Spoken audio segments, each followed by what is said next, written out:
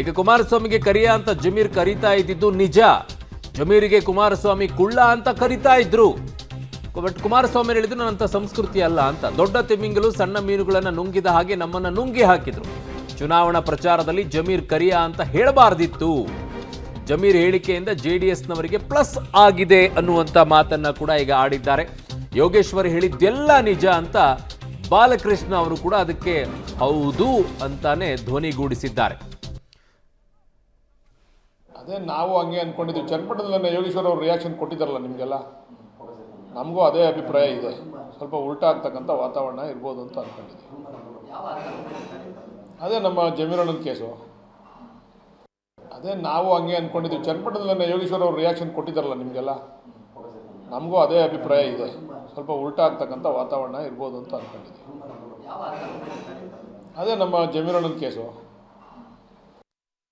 So ನಿನ್ನೆ ಯೋಗೇಶ್ವರ್ ಅವರು ಸುದ್ದಿಗೋಷ್ಠಿ ಮಾಡಿ ಅಲ್ಲಿ ಆಗಿರುವಂಥ ಪರಿಣಾಮಗಳೇನು, ಮುಸ್ಲಿಂ ವೋಟ್ಸ್ಗಳು ಹೆಂಗೆ ಕನ್ಸಾಲಿಡೇಟ್ ಆಯಿತು, ಬಟ್ ಒಕ್ಕಲಿಗ ವೋಟ್ಗಳು ಹೇಗೆ ಪರಿಣಾಮವನ್ನು ಬೀರ್ತು ಜಮೀರ್ ಅವರ ಹೇಳಿಕೆ ಅನ್ನುವಂಥ ವಿಚಾರವನ್ನು ಸವಿಸ್ತಾರವಾಗಿ ಯೋಗೇಶ್ವರ್ ಅವರು ಮಾತನಾಡಿದರು. ಅದಕ್ಕೆ ಬಾಲಕೃಷ್ಣ ಅವರು ಕೂಡ ಹೇಳಿದ್ದಾರೆ, ಹೌದು ಜಮೀರ್ ಅವರು ಆ ರೀತಿಯಾಗಿ ಮಾತನಾಡಬಾರ್ದಾಗಿತ್ತು.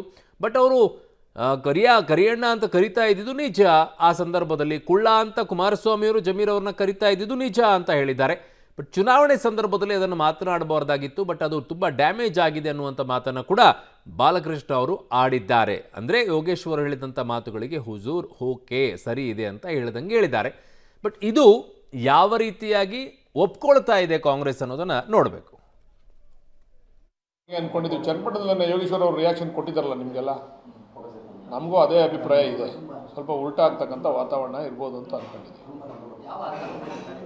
ಅದೇ ನಮ್ಮ ಜಮೀರಣ್ಣನ ಕೇಸು, ಅದೇ ನಾವು ಹಂಗೆ ಅಂದ್ಕೊಂಡಿದ್ದೀವಿ. ಚನ್ನಪಟ್ಟಣದಲ್ಲಿ ಯೋಗೇಶ್ವರ್ ಅವರು ರಿಯಾಕ್ಷನ್ ಕೊಟ್ಟಿದ್ದಾರಲ್ಲ ನಿಮಗೆಲ್ಲ, ನಮಗೂ ಅದೇ ಅಭಿಪ್ರಾಯ ಇದೆ.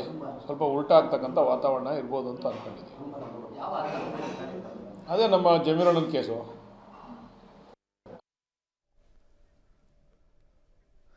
ನನ್ನ ಸಹೋದ್ಯೋಗಿ ಈಗ ಸುಖೇಶ್ ಪೊಲಿಟಿಕಲ್ ಬ್ಯೂರೋಯಿಂದ ನನ್ನ ಸಂಪರ್ಕಕ್ಕೆ ಸಿಗ್ತಾ ಇದ್ದಾರೆ. ಸುಖೇಶ್, ಯೋಗೇಶ್ವರ್ ಅವರ ಆಡಿದಂತಹ ಮಾತುಗಳೇನಿತ್ತು ನಿನ್ನೆ ಸುದ್ದಿಗೋಷ್ಠಿಯನ್ನು ಮಾಡಿ, ಅದು ಬಹುತೇಕ ಕಾಂಗ್ರೆಸ್ಸಿಗರು ಹೇಳ್ತಾ ಇರುವಂಥ ಮಾತುಗಳಿದೆ.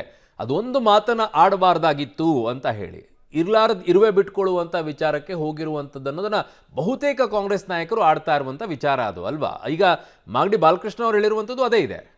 ಖಂಡಿತ ಹೌದರುಣ್. ಯಾಕಂದರೆ ಚನ್ನಪಟ್ಟಣದಲ್ಲಿ ಪ್ರಚಾರ ಸಭೆಯಲ್ಲಿ ಕುಮಾರಸ್ವಾಮಿ ಅವರ ವಿಚಾರವಾಗಿ ಸಚಿವ ಜಮೀರ್ ಅಹಮದ್ ಖಾನ್ ಆಡಿರುವಂಥ ಮಾತು ಮತ್ತು ಅವರ ಕುಟುಂಬದ ವಿಚಾರವಾಗಿ ಸಚಿವ ಜಮೀರ್ ಅಹಮದ್ ಖಾನ್ ಅವರು ಆಡಿರುವಂಥ ಮಾತು, ಈ ವಿಚಾರಕ್ಕೆ ಕಾಂಗ್ರೆಸ್ನಲ್ಲೇ ವಿರೋಧಗಳು ವ್ಯಕ್ತ ಆಗ್ತಿರುವಂಥದ್ದು.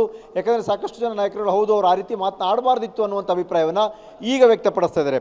ಅದೇ ಚುನಾವಣೆಯ ಮುಂಚಿತವಾಗಿ ಯಾರು ಕೂಡ ಅದಕ್ಕೆ ಪ್ರತಿಕ್ರಿಯೆ ಕೊಡಲಿಲ್ಲ. ಕಾರಣ ಏನು ಅಂದರೆ ಚುನಾವಣೆ ಇತ್ತು. ಆ ಸಂದರ್ಭದಲ್ಲಿ ಕಾಂಗ್ರೆಸ್ ನಾಯಕರುಗಳು ಒಂದು ಹೇಳಿಕೆಯನ್ನು ಕೊಟ್ಟರೆ ಬಹುಶಃ ಅದನ್ನು ಕೂಡ ಎನ್ಕ್ಯಾಶ್ ಮಾಡ್ಕೊಳ್ಬಹುದು JDS ಅನ್ನುವಂಥ ಲೆಕ್ಕಾಚಾರದಲ್ಲಿ ಮಾತನಾಡದೇ ಇದ್ದಿರಬಹುದು. ಆದರೆ ಈಗ ಎಲ್ಲರೂ ಮಾತನಾಡ್ತಾ ಇದ್ದಾರೆ ಜಮೀರ್ ಅಹಮದ್ ಖಾನ್ ಅವರು ಮಾತಾಡಿದ್ದು ತಪ್ಪು ಅನ್ನುವಂಥದ್ದು. ಅದು ಒಂದು ಚುನಾವಣಾ ಸಭೆಯಲ್ಲಿ ಬಹಿರಂಗ ಸಭೆಯಲ್ಲಿ ಆ ರೀತಿ ಹೇಳಿದ್ದು.